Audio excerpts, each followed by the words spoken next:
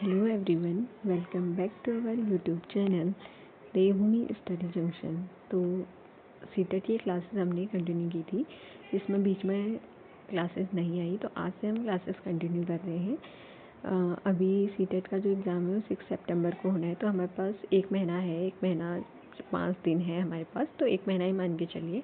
तब तक का हम डेली क्वेश्चन प्रैक्टिस करेंगे। तो आप हमारे साथ वीडियो में बने रहें, क्योंकि आप जितना ज़्यादा क्वेश्चन प्रैक्टिस करेंगे उतना बेनिफिट होगा। और ये सारे PYQs हैं जो कि आए हुए हैं, तो ये काफ़ी आपके लिए हेल्पफुल रहेंगे। तो वीडियो में एंड तक बने रहिएगा। स्टार्ट करते हैं आज की वीडियो।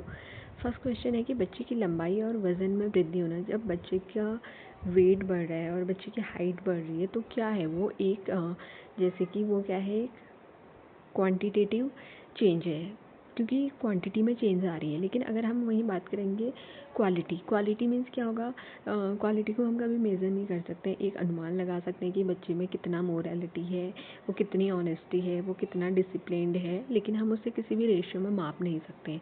तो वो हमारा क्वालिटेटिव चेंज होता है। ठीक है, अब हम देखेंगे नेक्स्ट क्वेश्चन। देखो नेक्स्ट क्वेश्चन यहाँ पे नेक्स्ट क्वेश्चन दिया गया है, आप लोग देखना कि आपके कितने क्वेश्चन सही हुए। ठीक है, तो पहला स्टेटमेंट है, जबकि कुछ बच्चे 12 महीने की उम्र में बड़बड़ाना और 2 शब्दों का वाक्य बोलना शुरू कर देते हैं, अन्य 20 महीने की उम्र तक ऐसा नहीं करते हैं। ये हमारा असर्शन रीजनिंग से है। पहला स्टेटमेंट हमारा ये है। इसका रीज़न दिया गया है कि विकासात्मक प्रतिमान केवल सांकेतिक है और व्यक्तिगत बच्चों का विकास काफ़ी भिन्न हो सकता है। तो अब इसमें आपको बताना है कि क्या सही है। तो ये दोनों ही स्टेटमेंट करेक्ट हैं, क्योंकि हर बच्चे का जो डेवलपमेंट है वो सेम तरीके से नहीं हो सकता है। कोई बच्चा जल्दी चलना सीख लेता है, कोई काफ़ी लेट सीखता है। उसी तरह से बोलने की स्किल में भी है, कोई जल्दी बोलना सीख जाता है और कोई बच्चा देर में सीखता है। तो ये जो दोनों ही असर्शन और रीज़न दिया है वो करेक्ट है, तो इसका राइट आंसर हो जाएगा ऑप्शन नंबर बी। ठीक है, अब देखते हैं नेक्स्ट क्वेश्चन, क्वेश्चन नंबर 3। इसका एक्सप्लेनेशन भी एक बार देख लेते हैं कि यहाँ पे एग्जांपल भी आपको दिया है कि कुछ बच्चे 12 महीने की उम्र में बड़बड़ाना और 2 शब्दों का वाक्य बोलना शुरू कर देते हैं और अन्य 20 महीने की उम्र तक ऐसा नहीं कर पाते हैं। ठीक है, यही हम उसमें देख भी चुके हैं।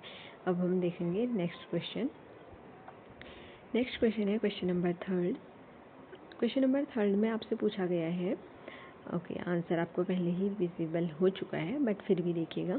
ऐसे बच्चे जिन्होंने बहुत कम उम्र में गंभीर सामाजिक अभाव का अनुभव किया है, आमतौर पर उनके विकास में देरी या बाधा उत्पन्न होती है और पुनर्वास के बावजूद विकास के कुछ क्षेत्रों में सुधार अधीनस्थ होने की संभावना है। यह अवधि जिसमें विकास पर्यावरणीय समर्थन से महत्वपूर्ण रूप से प्रभावित होता है, तो उसे हम क्या कहते हैं, मतलब कि जिस एज में बच्चा अपने इन्वायरमेंट से इफ़ेक्ट होता है, मीन्स कि जो उसे सबसे ज़्यादा प्रभावित करता है उसका इन्वायरमेंट करता है, और वो काफ़ी सेंसिटिव हो जाता है उस एज में, तो वो होती है संवेदनशील अवधि, हम इसे कहते हैं। तो जिसमें विकास का पर्यावरणीय समर्थन के महत्वपूर्ण रूप से प्रभावित होता है, तो उसे हम संवेदनशील अवधि कहते हैं। और इसमें बाल विकास की अतिव्यापी अवधि को संदर्भित करती है, जिसमें बच्चे विशिष्ट उत्तेजनाओं या अंतःक्रियाओं के प्रति संवेदनशील होते हैं। यह बाल विकास में एक महत्वपूर्ण अवधि है और जन्म से लेकर 6 वर्ष की आयु के बीच होती है। तो अगर कभी इसका एज ग्रुप से पूछा जाए तो 0 to 6 ईयर्स ध्यान रखना है, क्योंकि यहाँ पे ये पूछा गया है कि ये कौन सी अवधि है, लेकिन हो सकता है अब आगे पूछ दिया जाए कि संवेदनशील जो अवधि होती है क्या है, तो 0 से 6 वर्ष है, ये हमें ध्यान रख लेना है। ठीक है, नेक्स्ट क्वेश्चन हम देखेंगे, विकास के किस पहलू में तर्क, चिंतन और समस्या समाधान की व्याख्या की जाती है। तो बच्चा किस लेवल में, बच्चे में लॉजिकल रीजनिंग, रिफ्लेक्टिव वो करना और प्रॉब्लम सॉल्विंग, ये सारी चीज़ें होती हैं। तो जो किस पहलू में आता है, तो ये आता है संज्ञानात्मक विकास, कॉग्निटिव डेवलपमेंट में हम ये चीज़ें देखते हैं कि बच्चा रीज़न करने लगता है, वो तर्क करता है, चिंतन करता है, थिंकिंग करने लगता है, प्रॉब्लम को सॉल्व करने लगता है, तो वो होती है। तो ये जो चीज़ें होती हैं वो किस में होती हैं, किसका पार्ट है, कॉग्निटिव डेवलपमेंट का पार्ट है। ठीक है, नेक्स्ट फिर असर्शन रीजनिंग से ही आपका क्वेश्चन। असर्शन रीजनिंग में देखिए, बच्चों द्वारा बचपन अलग अलग संस्कृतियों में अलग अलग तरह से अनुभव किया जाता है। बिल्कुल सही है, क्योंकि हर बच्चा एक अलग अलग कम्युनिटी से बिलोंग करता है और उसके हर किसी के अपने कल्चर होते हैं। और फिर ये कह रहा है बच्चों का विकास सार्वभौमिक क्या जो डेवलपमेंट है वो यूनिवर्सल है, सभी के लिए सेम हो सकता है। आपकी जो सराउंडिंग से है, आपका जो इन्वायरमेंट है वो डिफरेंट है, हर किसी का डिफरेंट है। जैसे कि वो अपने अपने कल्चर से अपने अपने आसपास के लोगों के एक्सपीरियंस से सीखता है, तो ये डेवलपमेंट कभी भी किसी का सेम नहीं हो सकता है। डेवलपमेंट यहाँ तक कि दो भाई बहनों का डेवलपमेंट भी हम ये नहीं कह सकते कि सेम होगा, क्योंकि कभी भी किसी का डेवलपमेंट यूनिवर्सल नहीं हो सकता। हर किसी की अपनी क्वालिटीज़ और अपना इन्वायरमेंट और उसको जिस तरीके की जगह पे वो रहता है वो चीज़ें इफ़ेक्ट करती हैं उसका कल्चर, तो उसके बेस पे उसका डेवलपमेंट डिपेंड करता है। तो कभी भी हम ये नहीं कह सकते हैं कि डेवलपमेंट इज़ यूनिवर्सल। ठीक है, तो statement A is correct and R is incorrect. तो करेक्ट आंसर सी है। नेक्स्ट क्वेश्चन देखते हैं हम। क्वेश्चन नंबर है हमारा 6। ठीक है, निम्नलिखित में से कौन सा स्थूल गतिकी कौशल है? तो कौन से कौशल की बात की जाती है? स्थूल गतिकी कौशल। तो पहला है एक कागज पर एक बड़े आयत को रूपरेखा देना, अनुसार काटना। तो ये तो स्थूल गति कहाँ कर रहे हो आप? इसमें आप बैठे हो और एक कागज को काट दे रहे हो। बुनाई कर रहे हो, बैठे हो, उसे बुन दे रहे हो। एक कागज पर वृत्त को रूपरेखा के अनुसार काटना, ये भी आप बैठे बैठे कर ले रहे हो। कोई गति मतलब आपने कोई मूवमेंट तो किया ही नहीं है। अगर हम बात मूवमेंट की कर रहे हैं तो इसमें सिर्फ एक ऑप्शन है तैरना, मीन्स स्विमिंग, जहाँ पे आप मूवमेंट करते हैं, आपके हाथ मूवमेंट करते हैं, आपकी पूरी बॉडी मूवमेंट करती है, तो आपके पाँव मूवमेंट करते हैं। तो मूवमेंट स्थूल गतिकी का मतलब है कि मूवमेंट आपका मूवमेंट स्किल से है। ठीक है, तो ये हो जिसका करेक्ट ऑप्शन है सी।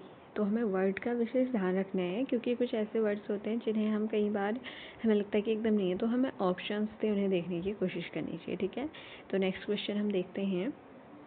ये भाषा के विकास के लिए संवेदनशील कौन सा होता है? मीन्स कि किस एज में बच्चे में लैंग्वेज डेवलपमेंट हाईली होता है? तो संवेदनशील जो माना जाते हैं वो देखो माध्यमिक बाल्यावस्था नहीं होगी, क्योंकि जब बच्चा इन्फेंसी में होता है, वो शैशवावस्था में होता है, तभी से उसका लैंग्वेज डेवलपमेंट होने लग जाता है। लेकिन यहाँ पे हमें शैशवावस्था नहीं मिल रहा है, और क्योंकि वो आरंभिक होता है तो वो संवेदनशील हम नहीं कह सकते। बच्चा हकलाना, तुतलाना ये सब कुछ सीखता है, तो वो चीज़ें मतलब थोड़ा थोड़ा वो एक एक कुछ शब्दों को बोलता है, उसकी अलग ही भाषा होती है जिसे हम समझ भी नहीं सकते एकदम से। जैसे पेडागोजी में एक वर्ड यूज़ किया जाता है उसे बलबलाना।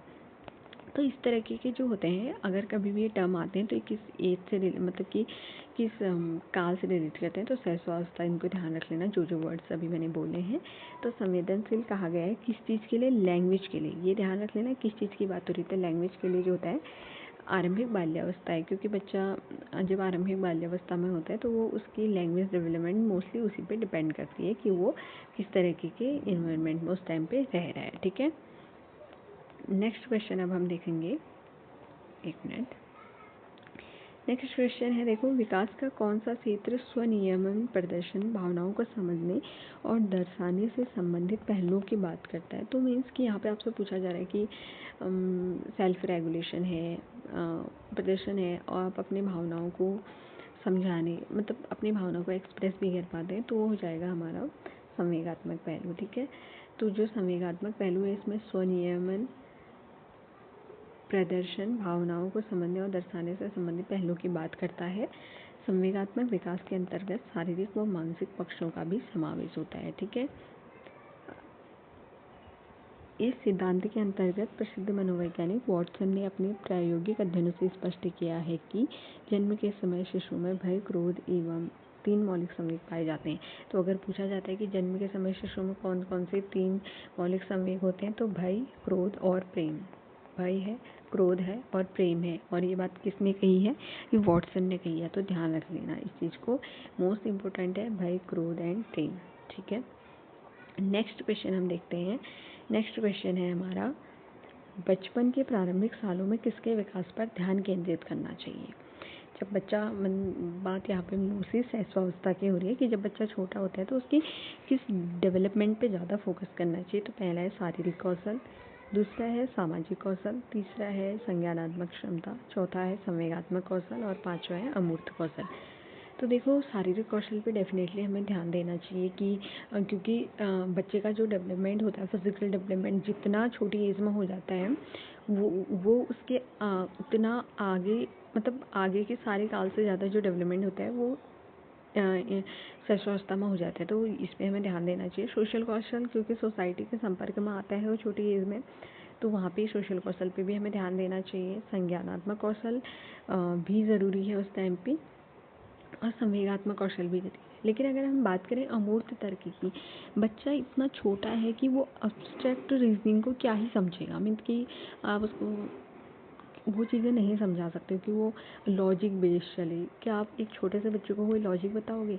अगर आप एक छोटे से बच्चे को तर्क देने लग जाओ कि सूरज इसलिए ये चमक रहा है, या ऐसा होता है, या बाढ़ इसलिए आती है, सुनामी इसलिए आती है, तो उसके लिए कुछ भी नहीं है। वो ना आपके लॉजिक्स को समझ रहा है, ना आपके रीजंस को जान रहा है, तो वो उसके लिए बिल्कुल भी वैलिड नहीं है। तो हमें जो बाल्यावस्था में है उसमें अमूर्त तर्क का कोई भी उसमें डेवलपमेंट पे नहीं ध्यान देने की ज़रूरत नहीं होती, क्योंकि वो बाद में एडोलसेंस में जब बच्चा आता है तो उसमें लॉजिक एंड रीजनिंग डेवलप होने लग जाती है। तो इसमें करेक्ट ऑप्शन हो जाएगा ऑप्शन नंबर सी।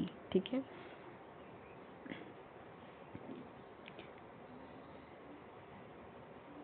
अब देखते हैं नेक्स्ट क्वेश्चन। ओके, तो नेक्स्ट क्वेश्चन है बच्चे से वयस्कता के परिवर्तन काल का समय कौन सा है? तो मीन्स कि जब बच्चे के मतलब वो एक वयस्कता के क्षेत्र में प्रवेश करता है, मतलब वयस्क के एज में प्रवेश करता है, तो होता है किशोरावस्था है। काफ़ी इजी क्वेश्चन है। जो किशोरावस्था है वो उसे वयस्कता का परिवर्तन काल का समय माना जाता है। ठीक है, 11 से 18 वर्ष का ये समय होता है, क्योंकि जन्म से 6 वर्ष तक का शिशुअवस्था में आता है, फिर 6 से 11 या कहीं पे 12 मिलता है वो बाल्यावस्था में आता है, और 11 से 18 या 12 से 18 वो किशोरावस्था में आता है। ठीक है, और इसी को स्टैनले हॉल ने किशोरावस्था को ही तनाव, दबाव, विरोध, संघर्ष और तूफान की अवस्था कहता है। ये स्टेटमेंट काफ़ी पूछा जाता है कि किशोरावस्था को किसने तनाव, दबाव, विरोध, संघर्ष, तूफान की अवस्था कहा है? तो ये कहा है स्टैनले हॉल ने। ठीक है, ये ध्यान रख लेना है, काफ़ी ये इम्पोर्टेंट स्टेटमेंट है और बार बार पूछा जाता है यही, तो इसको ध्यान रख लेना है। नेक्स्ट क्वेश्चन देखो, निम्न में से किसके लिए स्थूलगामक कौशल के उपयोग की आवश्यकता होती है? तो स्थूलगामक, अभी हमने स्थूलगतिक और पढ़ा था। आप देखो, ब्रश से पेपर पर पेंटिंग करना बैठे बैठे कर ले रहे हो, कोई स्थूलगामक नहीं है। पेपर के टुकड़े काटना और चिपकाना, ये भी कोई नहीं है। और सुई में धागा डालना, ये भी नहीं है। तो करेक्ट ऑप्शन हो जाएगा चलना और दौड़ना। ठीक है, चलना और दौड़ना is the correct option, option number D. ठीक है, तो एक बार इन स्किल्स को देख लेते हैं। देखो, सूक्ष्मगामक कौशल भी बड़ी गतिविधियाँ, वो क्रियाएं होती हैं जो शिशु अपनी बाजुओं, पैरों या पूरे शरीर के जरिए करता है। मीन्स कि जिसमें उसकी पूरी बॉडी इन्वॉल्व हो रही है, वो मूवमेंट कर रहा है, तो वो होते हैं हमारे ग्रॉस मोटर कौशल। उसे हम क्या कहते हैं? Gross motor skill. तो ग्रॉस मोटर स्किल है ये, जिन पे कि उसका पूरा बॉडी मूवमेंट करता है, उसके हैंड मूवमेंट कर रहे हैं, उसके फुट मूवमेंट कर रहे होते हैं, तो उसे हम कहते हैं ग्रॉस मोटर स्किल्स। अगर हम बात करेंगे शिशु के शरीर के किसी हिस्से में ग्रॉस मोटर कौशल सूक्ष्म मोटर कौशल से पहले विकसित होते हैं, जबकि शिशु के शरीर के किसी भी हिस्से में ग्रॉस मोटर कौशल सूक्ष्म मोटर कौशल से पहले विकसित होते हैं। तो ये भी ध्यान रख लेना, जो ग्रॉस मोटर स्किल है वो फाइन मोटर स्किल से पहले डेवलप होते हैं। तो एक होता है ग्रॉस मोटर और दूसरा होता है फाइन मोटर। इंग्लिश में भी याद कर सकते हो, इजीली अच्छे से समझ में आएगा। तो हमेशा ग्रॉस मोटर स्किल्स पहले डेवलप होते हैं और फाइन मोटर स्किल्स बाद में डेवलप होते हैं। ओके, तो अब मैं एक बार इसे रिपीट कर रही हूँ, ग्रॉस मोटर स्किल और फाइन मोटर स्किल।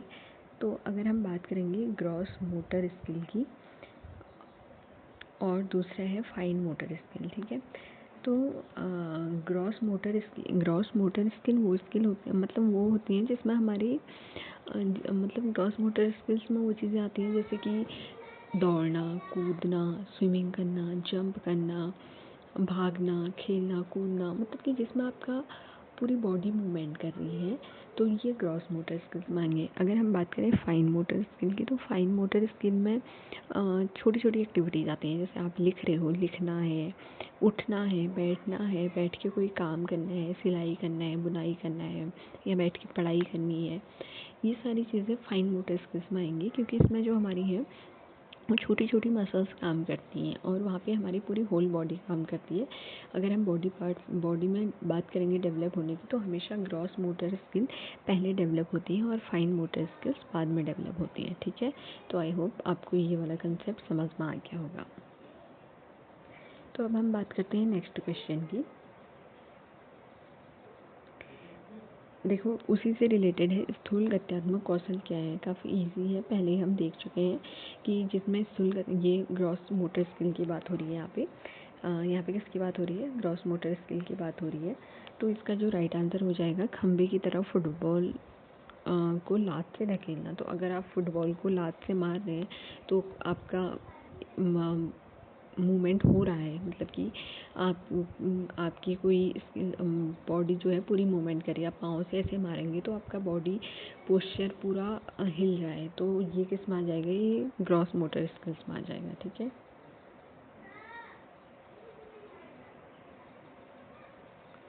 नेक्स्ट देखो, क्वेश्चन नंबर 13, बाल विकास के क्षेत्र में हाल ही के सिद्धांत यह सुझावित करते हैं कि विकास प्रभावित होता है।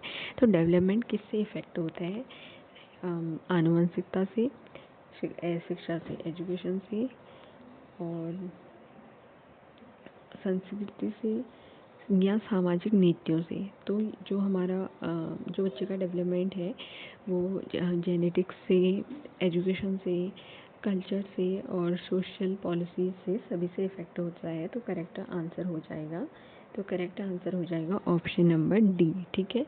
तो करेक्ट आंसर क्या होगा, ऑप्शन नंबर डी होगा। अब देख लेते हैं हम नेक्स्ट क्वेश्चन। हाँ, एक बार जो डेवलपमेंट को इफेक्ट करने वाले इंटरनल फैक्टर्स क्या होते हैं और एक्सटर्नल फैक्टर्स क्या होते हैं, उस पर बात कर लेते हैं। जैसे आंतरिक कारक क्या क्या होते हैं, आनुवंशिकता है, और शारीरिक कारक है, बुद्धि है, संवेगात्मक कारक है, सामाजिक प्रकृति है। ये हमारे इंटरनल फैक्टर हैं जो हमारे डेवलपमेंट को इफेक्ट करते हैं। अगर हम एक्सटर्नल फैक्टर, बाह्य कारक की बात करेंगे, तो जैसे भौतिक वातावरण है, तो ये तो ह्यूमन पे डिपेंड करता है ना, कि अगर हम चाहते हैं कि बच्चे का डेवलपमेंट अच्छा हो तो हम इसे एक भौतिक परिवेश दे सकते हैं। एजुकेशन, जितनी बेटर एजुकेशन बच्चे को मिलेगी उस तरह से उसका डेवलपमेंट अच्छा होगा। ये जो हम बात करेंगे, जो एक्सटर्नल फैक्टर्स होते हैं ये हमारे हाथ में होते हैं कि हम इन्हें चेंज कर सकते हैं। बट इंटरनल फैक्टर, क्या आप जेनेटिक्स को चेंज कर सकते हो, किसी का जो जेनेटिक्स है आप उसकी उस चीज़ को चेंज नहीं कर सकते हो।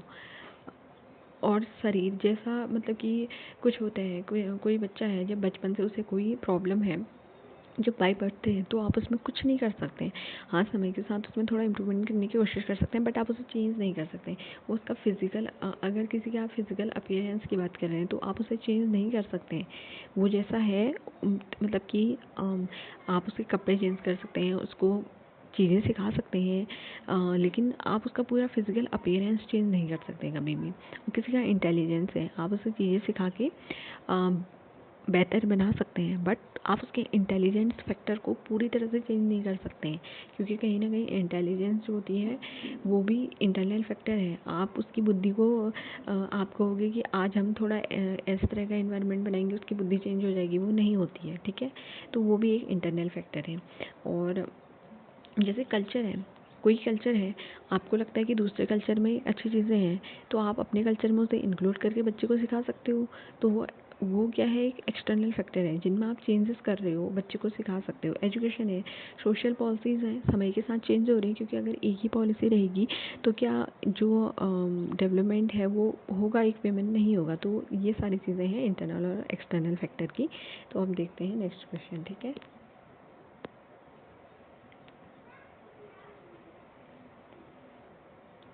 नेक्स्ट क्वेश्चन है, बाल विकास के क्षेत्र में मस्तिष्क नमनीयता संप्रदाय क्या सुझाता है। तो मस्तिष्क नमनीयता बाल्यावस्था और किशोरावस्था का पूरी अवस्था संज्ञानात्मक विकास के लिए संवेदनशील अवस्था है। दूसरा है विकास सभी बालकों में एक समान दर से होता है, तो ये ऑप्शन तो वैसे ही इनकरेक्ट होता है, कभी भी सभी में डेवलपमेंट सेम नहीं होता है।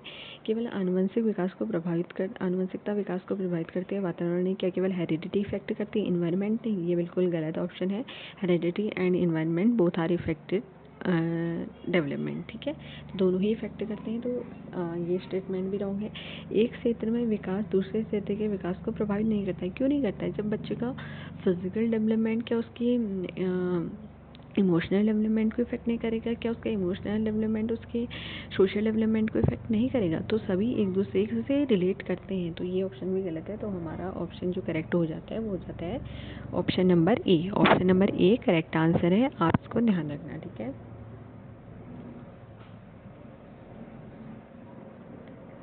अब देखो नेक्स्ट है विकास।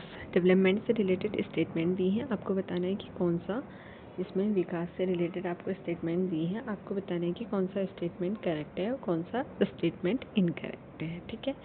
आपको इनकरेक्ट मतलब इसमें जो करेक्ट स्टेटमेंट है वो बताना है। एक अनिरंतर प्रक्रिया है, क्या डेवलपमेंट एक समय के बाद रुक जाता है? Development is a continuous process. Development हमेशा जन्म से लेकर मृत्यु तक जो डेवलपमेंट है वो चलता रहता है। अब आप कहोगे क्या जो इंसान बूढ़ा हो जाता है उसका भी डेवलपमेंट होता है? यस, डेवलपमेंट की प्रोसेस कभी भी एंड नहीं होती है, वो आपके जन्म से पहले से ही हम कहेंगे स्टार्ट हो जाती है, एंड आपकी वो जब तक मनुष्य जिंदा रहता है मतलब कि उसकी डेथ तक भी उसकी डेवलपमेंट प्रोसेस चलती रहती है, तो development is a continuous process.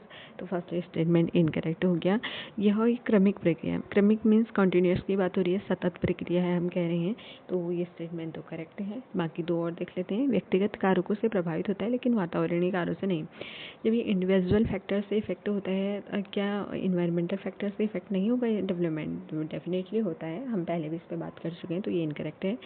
वातावरणीय कारकों से प्रभावित होता है लेकिन व्यक्तिगत कारणों से नहीं। ऑप्शन चेंज करते हैं, वाइस वर्सा कर दिया है ऊपर नीचे, तो ये स्टेटमेंट भी गलत है, क्योंकि जो डेवलपमेंट है वो इन्वायरमेंट और पर्सनल फैक्टर दोनों से ही इफेक्ट होता है, तो correct option is option number B. तो आज के इस वीडियो में हमने 15 क्वेश्चंस कवर किए। हम कल से ट्राई करेंगे कि एक वीडियो में हम 30 क्वेश्चन कवर करें, ताकि हम एग्ज़ाम तक एक अच्छे क्वेश्चन कवर कर पाएँ, ताकि जितने ज़्यादा क्वेश्चन हम PYQs करेंगे उतना ज़्यादा हमारा कॉन्फिडेंस डेवलप होगा और एग्ज़ाम अच्छा होगा। तो आप लोग वीडियो को पे बने रहेंगे। अगर आपको कोई भी प्रॉब्लम है किसी भी क्वेश्चन से मैं या किसी भी टॉपिक में, तो आप मैसेज ज़रूर करना। और साथ ही अगर आपको वीडियो अच्छी लगी और इन्फॉर्मेटिव लगती हैं तो चैनल को लाइक करें, शेयर करें और सब्सक्राइब करें। साथ ही अपने दोस्तों के साथ भी शेयर करें, ताकि काफ़ी लोगों को इसका फ़ायदा हो सके। और हम इस सीरीज़ को कंटिन्यू रखेंगे। तो मिलते हैं कल नेक्स्ट वीडियो के साथ। Thank you.